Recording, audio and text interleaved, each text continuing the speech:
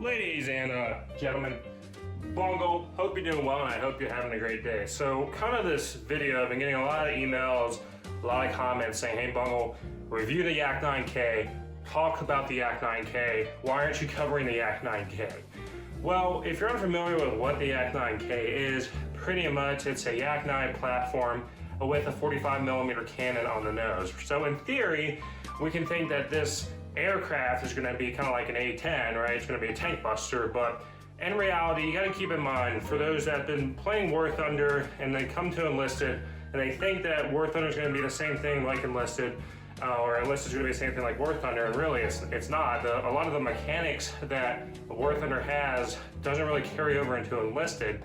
So when we have an example of the YAK9K, it's very easy to do in War Thunder to go and take tanks out with the 45mm cannon, but when we take it out in, let's say, Enlisted, you realize that the damage mechanics and everything like that doesn't carry over from War Thunder, so as a result, it's actually very, very weak, if not useless. And the thing is that this aircraft is a premium aircraft, which is going to cost you roughly like $50, right? And I understand, a lot of people out there are like, this is a, they really like this. Same with the Airacobra. They're like, oh, the Airacobra, the B-63A, the 37mm cannon. This is going to be great pickup and everything like that. And I have to say, and this is for, I think a lot of newer players don't really understand that Enlisted really does not copy and paste War Thunder mechanics. It really doesn't. In my opinion, they do a really poor job of it sometimes.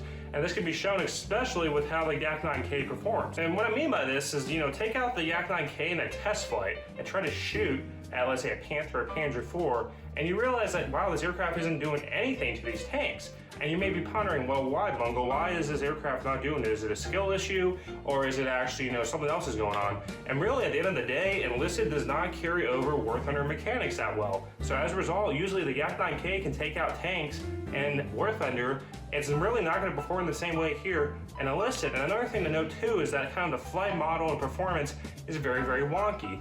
In War Thunder, it does require skill, yes, but at the same time, the aircraft is easily controllable. They can go and kind of do an overhead shoot and shoot at an enemy tank, right? Shoot it through the turret.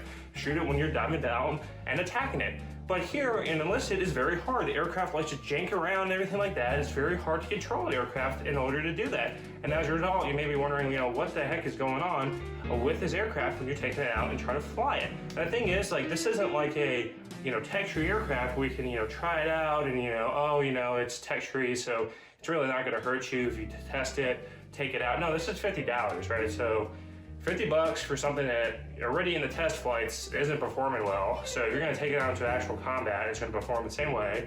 And as a result, it's just going to be a hard skip. I recommend, if you really, really want to do aircraft in Battle of Berlin especially, then go ahead and stick with the IL-2, use the rockets, use the bombs. The bombs are going to be more reliable anyway at taking out Panthers, Tigers, etc.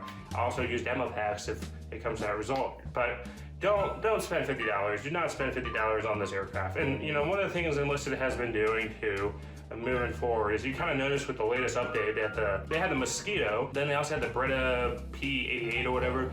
Both dive bombers, both attacker aircraft that have bombs. They don't have rockets, but basically they have bombs. I'd say the Beaufighter is the better one because it gets like 2 500-pound bombs, whereas the Progetto 88 or whatever gets like 2 or 3 100-pound bombs. So it's like kind of lackluster anyway. But this is like the first time in Enlisted history where we're actually seeing Enlisted kind of go and actually have kind of attacker aircraft, because before they kind of, dipped around with it. You would have a BF-109 with a 50-kilogram bomb, or maybe a P-51 Mustang in the Division of Normandy, the C-10 or whatever, so it's not even a good model, and have just, 100-pound bombs. Whereas now they're actually kind of trying to up the ante, and, we can kind of see this with premium progression with the squads, right? You're seeing all these premium squads now, 4 squad members and a level 2 engineers, you get 5, right? You get 5 squad members. So we're going to see this down the road. I guarantee they're going to go and add like attacker aircraft that are premiums. We're going to see rockets and everything like that. But for the time being, if you're especially trying to grind Berlin, my recommendation is do not buy the premium aircraft. If anything, try to get the premium tanks, the M4, the 76 Sherman for Russia if you're doing that route, and same with the T-34-85 Shielded. They're both decent, good tanks. They can help you as you grind.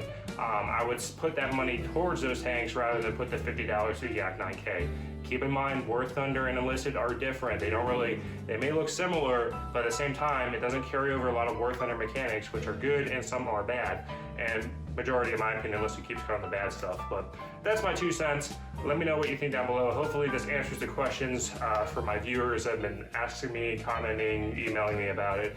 If this is my 2 cents, I would not buy it. Just for now, focus on those premium tanks is a good option, and even the AS44 premium squad's also pretty good too. But that's my 2 cents on it. Hopefully this answers the questions for those that have been asking me to review this. Other than that, I hope you all have a great day. Thanks for stopping by. Take care.